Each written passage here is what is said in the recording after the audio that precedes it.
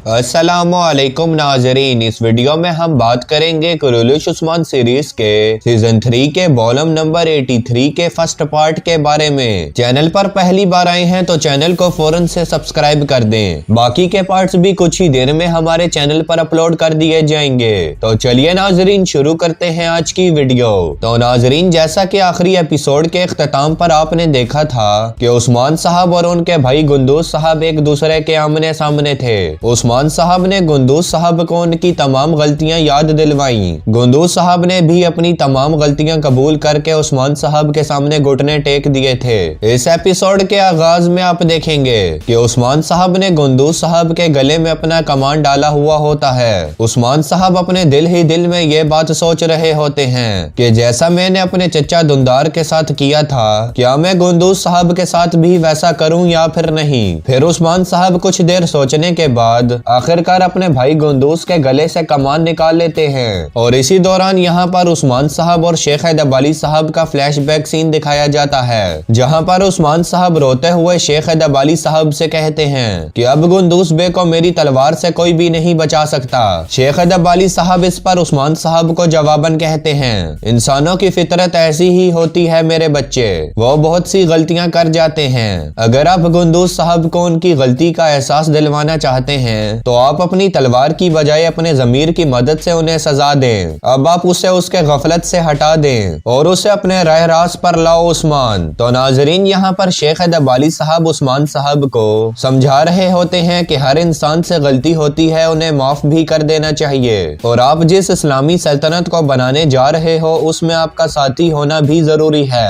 आप अपने भाई को माफ कर दें। उस्मान साहब शेख हैदर अली साहब की बातें सुनकर काफी तौर पर मुतमईन हो जाते हैं और अपने भाई की वजह से काफी फिक्रमंद भी नजर आते हैं। और फिर इसके बाद वो मंजर दिखाया जाता है जहां पर गुंदूस साहब और उस्मान साहब एक दूसरे के आमने सामने थे। गुंदूस साहब उस्मान साहब के सामने घुटने टेक कर बैठे हुए होते हैं। उस्मान साहब गुंदूस साहब से कहते हैं, मैं आपको मारूंगा नहीं गुंदूस साहब, बस आप उस जात से माफी मांगे। मैं बिल्कुल भी नहीं चाहता कि मेरी तलवार के साथ आप जैसे इंसान का खून लगे। यह सुनने के बाद गुंदूस साहब की आंखें खुली की खुली रह जाती हैं और वो उस्मान साहब से कहते हैं, मुझसे गलती हो गई है, मैं गफलत के रास्ते में पड़ गया था उस्मान। उस्मान साहब जवाबन कहते हैं, जब आपको मालूम है कि आपसे गलती हो गई है तो फिर भी अब आप उसी रास्ते पर क्यों चल रहे हैं, क्यों आप अपने घोड़े और सिपाहियों को गेहातू के पास लेकर जा रहे हैं। गुंदूस साहब इस पर कहते हैं, मैं जानता था उस्मान कि तुम मेरे रास्ते में आओगे और मैं कब से दुआ करता रहा कि मैं गेहातू के पास ना पहुंचूं। मैं तो ये दुआएं कर रहा था कि अगर तुम नहीं आते तो रास्ते में मुझे कुछ हो जाए। उस्मान साहब इस पर गुंदूस साहब से कहते हैं, आपकी नीयत और आपकी बातें कुछ और हैं। फिर गुंदूस साहब उस्मान साहब को बताते हैं कि गेहातू ने मुझे धमकी दी थी कि अगर मैंने उसकी फौज में अपना हिस्सा नहीं डाला तो वो शेख हैदर अली साहब के मदरसा गाह को और सोगोत को तबाह कर देगा। उस्मान साहब ये सुनकर जवाबन कहते हैं, ना ही सोगोत को कुछ होगा और ना ही शेख हैदर अली साहब को, गेहातू कुछ भी नहीं कर सकेगा। ये सब आपके ईमान की कमजोरी है गुंदूस साहब। गुंदूस साहब इस पर मायूस होकर कहते हैं, मैं जानता हूँ उस्मान के मुझसे गलती हो गई और इतनी गलतियां कि अगर मैं गिनवाना शुरू कर दूं तो वक्त ही कम पड़ जाए।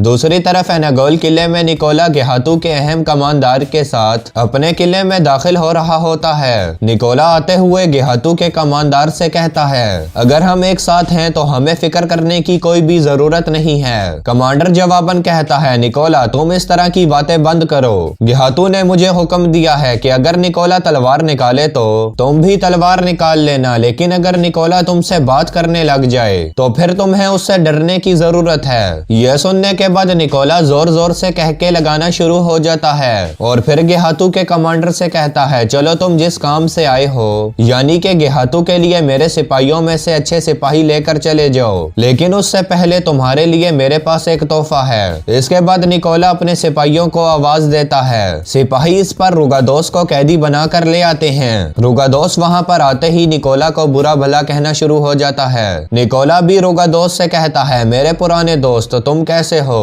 रुगादोस जवाबन कहता है, निकोला मुझे तुम पर पहले ही से शक था कि तुम मेरे साथ ऐसी गद्दारी करोगे और हमारे मंसूबे के बरक्स चलोगे। निकोला कहता है, ये बातें छोड़ दो तुम रुगादोस, तुम्हें तमाम चीजों का पता है और अब तो उस्मान के ठिकाने का भी तुम्हें पता ही ही होगा। हमें बताओ कि उस्मान का ठिकाना कहाँ पर है। ये कहने के बाद निकोला और गेहातू का कमांडर रुगादोस पर जोर जोर से हंसने लगते हैं। नाजरीन, दूसरी तरफ उस्मान साहब और गुंदूस साहब अभी तक एक दूसरे के आमने सामने होते हैं। उस्मान साहब गुंदूस साहब से कहते हैं, मैं आपको आज नहीं मारूंगा, मैं आपको सिर्फ इस शर्त पर बख्श रहा हूँ कि अब आप जो भी काम करेंगे वो सब मेरे हुक्म के मुताबिक करेंगे। गुंदूस साहब इस पर जवाबन कहते हैं, जो आपका हुक्म मेरे सरदार। फिर उस्मान साहब गुंदूस साहब को कहते हैं, अब इस बात का किसी को भी मालूम नहीं होना चाहिए। आप पहले की तरह ही कई कबीले के सरदार बने रहें, क्योंकि गेहातू को मालूम नहीं होगा कि आप मेरे साथ मिल चुके हैं और फिर एक दिन आप गेहातू को मेरे पास लाएंगे।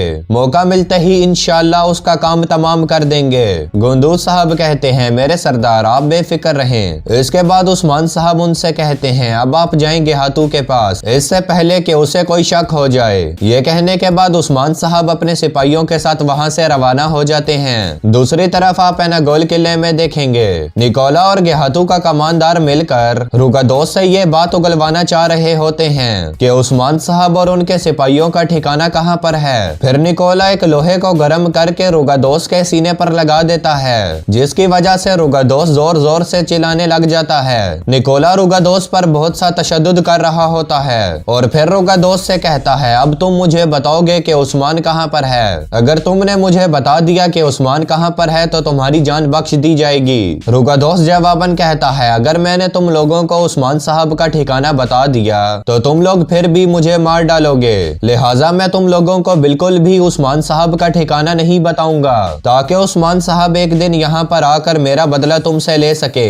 निकोला ये सुनने के बाद हैरत भरी नजरों से रुगादोस को देखने लगता है और उससे कहता है कि मुझे ऐसा लग रहा है कि तुम उस्मान पर बहुत भरोसा रखते हो। वहीं पर मौजूद गेहातू का कमांडर भी कहता है कि तुम उस्मान पर आखिरकार इतना भरोसा कैसे कर सकते हो, उसने हमारे खिलाफ कई काम किए, तुम हमें उसका ठिकाना बता दो, अगर तुम सच बता देते हो तो तुम्हारी जान बख्श दी जाएगी। यह सुनने के बाद रुगादोस कहता है, मैं उस्मान साहब का ठिकाना तुम्हें कभी भी नहीं बताऊंगा। यह सुनने के बाद निकोला बहुत गुस्से में आ जाता है और वो उस गर्म लोहे को रुगादोस की आंखों पर रखने ही वाला होता है। तो इसी दौरान रुगादोस ये देखने के बाद बोल पड़ता है कि मैं उस्मान साहब का ठिकाना बताता हूँ। और फिर नाजरीन, आखिरकार रुगादोस भी उस्मान साहब का एक ठिकाना उन्हें बता देता है कि उस्मान साहब और उनके सिपाही वहाँ पर छुपे हुए हैं। यह सुनने के बाद निकोला बहुत ज्यादा खुश हो जाता है और अपने सिपाहियों से कहता है कि रुगादोस की हाथों की रस्सियों को खोल दो। फिर रुगादोस जैसे ही खड़ा होता है तो निकोला उससे कहता है, तुम्हारे लिए मैंने एक और तोहफा तैयार किया है रुगादोस। इसके बाद निकोला इशारा करता है तो छत से एक फंदा नीचे आ जाता है और फिर निकोला रुगादोस से कहता है, रुगादोस मेरे दोस्त, यह तोहफा तुम्हारे लिए है। रुगादोस वो फंदा देखने के बाद कहता है, मैं जानता था कि तुम लोग यही करोगे।